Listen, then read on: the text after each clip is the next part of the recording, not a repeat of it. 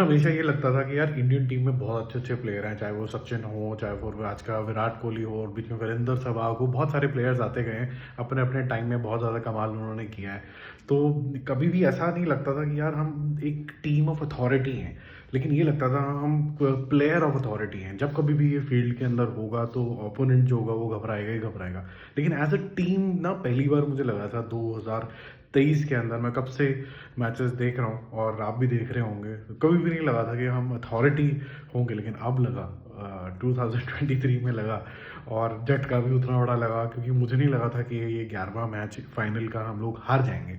क्योंकि जिस तरीके से बॉलिंग भी है अपनी, लो टोटल को भी डिफेंड कर सकते थे, लेकिन तीसरे विकेट के बाद कुछ गिरना ही नहीं। थोड़ा सा सैड है, lot to contemplate. I think अगर मैं पॉजिटिविटी की इतनी ज़्यादा बात करता हूँ तो सबसे ज़्यादा जो पॉजिटिव एस्पेक्ट हमें सोचना चाहिए वो यही सोचना चाहिए कि जो पर प्लेयर स्पॉटिंग करी थी ऑस्ट्रेलिया ने, कि विराट कोहली को कहाँ बॉल डालनी है, सिराज को कहाँ बॉल डालनी है, सूर्य कुमार यादव को कहाँ पर डालनी है, उसको क्या बाउंसर क्यों डालनी है, ये सारी चीज़ें जो थी उनकी इतनी स्पॉट ऑन प्लानिंग थी। और फिर प्लानिंग को करके एग्जीक्यूट भी कर देना वो बहुत ही ज़्यादा ज़बरदस्त था। फिर वहाँ इतना टोटल ही नहीं था कि हम लोग इसको ढंग से डिफेंड कर पाएँ। बट जो स्पिरिट्स चाहिए होती हैं इसको जीतने के लिए, वो कहीं आई थिंक हम थोड़ा सा लैक कर गए। अब नुक्स निकालने के लिए तुम निकाल सकते हैं, बट अगर उनकी बॉयज़ की बात करो, उनके ड्रेसिंग रूम की बात करो, तो उनको हमारी सपोर्ट की ज़रूरत है। और उन्होंने 10 में से 10 मैच जीते भी हैं और वहाँ अथॉरिटी दिखाई भी है।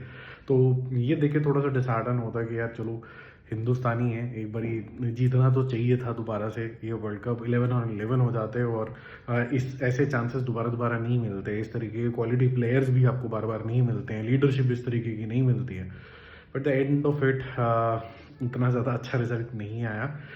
लर्निंग यही है कि पर प्लेयर को स्पॉटिंग करना और बिल्कुल डीप डाइव उसके प्रोज एंड कॉन्स को, उसकी स्ट्रेंथ को समझना और उसके ऊपर खेलना भी बहुत ज़्यादा ज़रूरी है। अब जैसे फॉर एग्जांपल इवन सिलेक्शन थोड़ा सा मुझे अजीब लगा कि सूर्य कुमार यादव ने मेरे ख्याल से लास्ट 10 मैचेस 12 मैचेस में 20 रन भी मुश्किल से क्रॉस नहीं करे।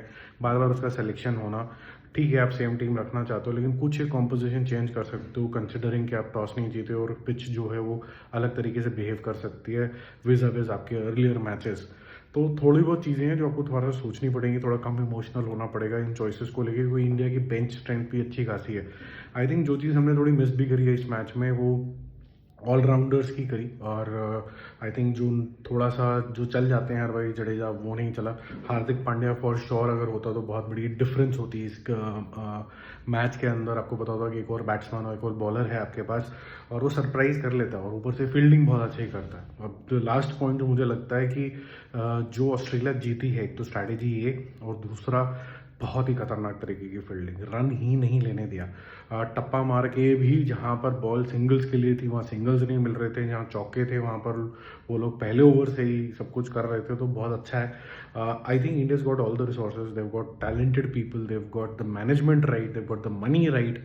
तो उनको ये सब चीज़ें अपने आप क्रिकेट में डिप्लॉय करके इनको हराना है। और नेक्स्ट टाइम ये क्रिकेट मुझे नहीं पता कहाँ हो रहा है, अगर जिस दिन ऑस्ट्रेलिया में हो रहा है उस दिन तो जाके बिल्कुल खतरनाक तरीके से हराना ही हराना है। ये चांसेस हर बार ही नहीं मिलते, बट अगले साल मेरे ख्याल से 2020 का वर्ल्ड कप है। अब काफ़ी टाइम हो गया, 2014 से हमने कोई भी वर्ल्ड कप नहीं जीता है, तो आई थिंक ये जीतना अब चाहिए हमें। 2024 में आएगा जब वर्ल्ड कप T20 वाला, वो तो जीतो। क्योंकि अब आपके पास घुमाने वाले बैट्समैन तो बहुत सारे हैं जो 20-25-30 रन मार के ईजिली आपको एक अच्छा टोटल दे सकते हैं। लंबा टिकने वाले लोग भी आपको उतने ही इंपॉर्टेंट होते हैं। KL राहुल का इंपॉर्टेंस आपको पता चला, बट वो इतना फाइन विकेट कीपर नहीं है, मुझे ऐसा लगता है पर्सनली। वो 100 ऑन 100 वाला नहीं है, क्योंकि अगर आप 17 रन सिर्फ 22 वगैरह के और इस तरीके की दे देते हो, मिस फील्डिंग के दे देते हो, तो कहीं ना कहीं आपकी टेक्निक के ऊपर सवाल तो उठता है। तो क्या होगा composition, we don't know, but all we know is that we stand by these boys, और every time they will come on the field we will cheer for them saying Chak De India.